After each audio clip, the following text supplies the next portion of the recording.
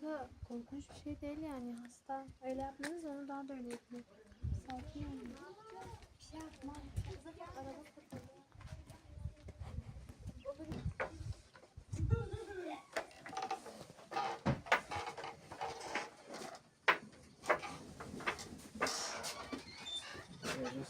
Şuraya da çekin bence. Yani şuranın durumu da bayağı kötü çünkü. Ya hem mutfak olarak kullanıyor hem de banyo olarak kullanıyor.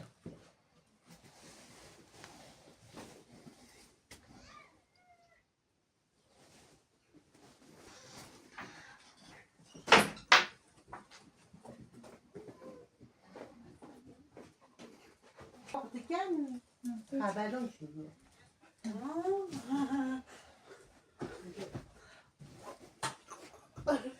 Bu özellikle çocuklarla başlıyor.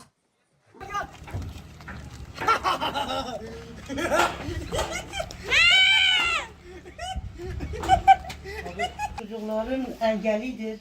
Hiçbir şey bilmiyorlar. Evet. Kimse yoktu onlara bakacak.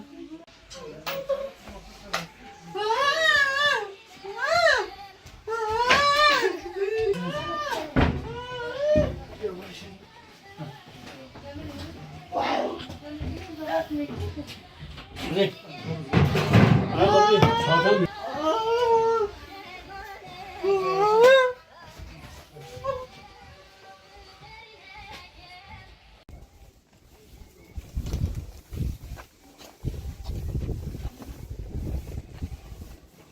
Biz geçelim mi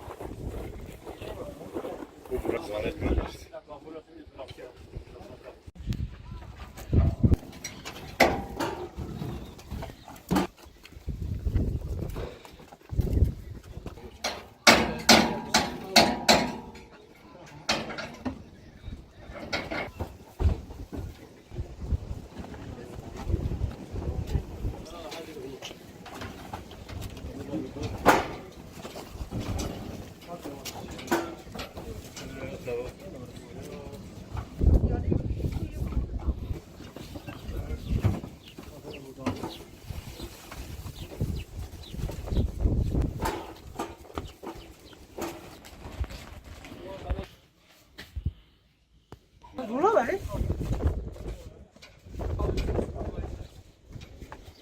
Lan camiye razı.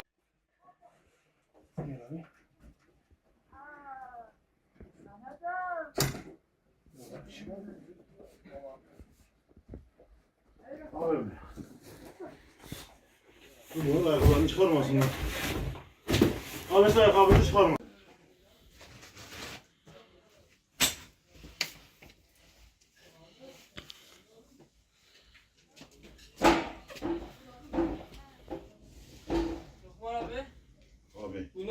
Van Umut Kervanı olarak gidip yerinde tespit ettik.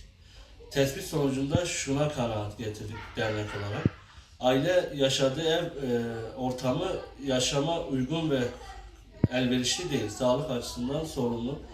Ev yıkılıyor, derme çatma, sürekli damlamalar var. Ablamızın 6 çocuğu var. 3'ü zihinsel engelli. İkisi tam engelli %99. Biri de %80 zihinsel engellidir. Ve ailemizin yerinde tespitinde ihtiyaçlarını not aldık ve dernek olarak girişimlerde bulunduk.